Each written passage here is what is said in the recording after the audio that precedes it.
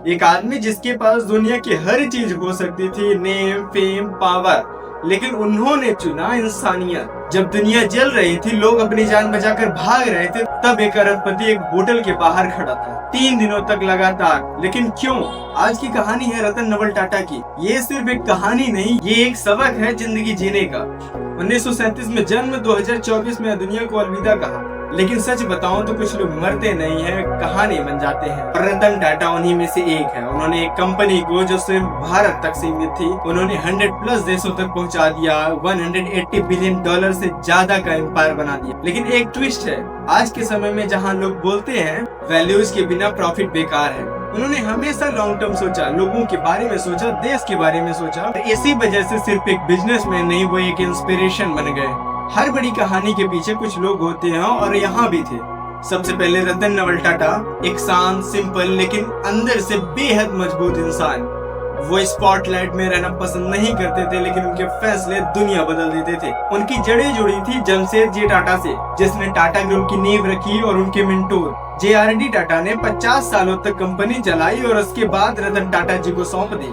लेकिन क्या रतन टाटा रेडी थे? शायद नहीं, लेकिन वो कभी पीछे नहीं हटे। परिवार में नोएल टाटा जैसे स्ट्रॉन्ग पिलर्स हैं, जो आज कंपनी को संभाल रहे हैं। लेकिन असली ताकत 1.5 मिलियन एम्प्लॉयज, जो खुद को टाटा फैमिली कहते हैं। सोचिए कितनी कंपनीज है जहां एम्प्लॉयज खुद को फैमिली मानता है, और पर्सनल लाइफ में एक असिस्टेंट, लेकिन असल में एक बेटे जैसे रिश्ता। और सबसे खास बात, रतन टाटा जी ने एक बिजनेस नहीं बनाया, उन्होंने एक ट्रस्ट बनाया।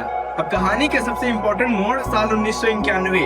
एक तरफ इंडिया की इकोनॉमी खुल रही थी, दूसरी तरफ रतन टाटा बने चेयरमैन, और अब कंपटीशन ग्लोबल हो चुका था। और अगर उस समय लीडरशिप कमजोर होती तो टाटा ग्रुप खत्म भी हो सकता था। लेकिन रतन टाटा ने पूरा गेम ही बदल दिया। उन्होंने पुराना सिस्टम हटाया, कंपनीज को मर्ज किया और स्ट्रॉन्ग ब्रांड बनाया।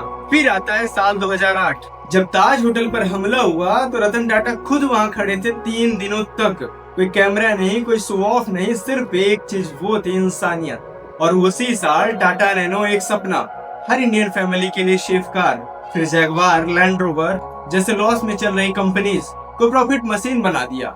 यही असली लीडरशिप होती है। 2012 में उन्होंने रिटायर लिया, लेकिन असली कहानी खत्म नहीं हुई। उन्होंने ओला, पेटीएम जैसे कंपनीज को सपोर्ट किया, क्विकली, बिना क्रेडिट लिए।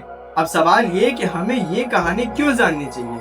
आज का वर्ड हमें क्या सिखाता है? जल्दी पैसे कमाओ, शॉर्टकट लो। लेकिन रतन टाटा ने हमें क्या सिखाया? सही रास्ता हमेशा लंबा होता है, लेकिन वही टिकता है। उन्होंने प्रूव किया आप $1 बिलियन एम्पायर बना सकते हो बिना एरोगेंट किए। इंडिया के लिए वो प्राइड है, और वर्ल्ड के लिए लीडरशिप का लेसन।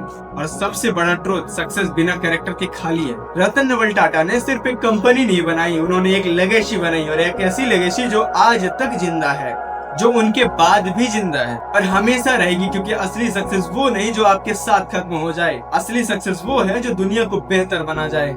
और शायद यही रतन टाटा जी की असली पहचान है। साथियों, अगर आप रतन टाटा जी को दिल से रिस्पेक्ट करते हैं तो इस वीडियो के कमेंट सेक्शन में रतन टाटा जी जरूर लिख के जाएं।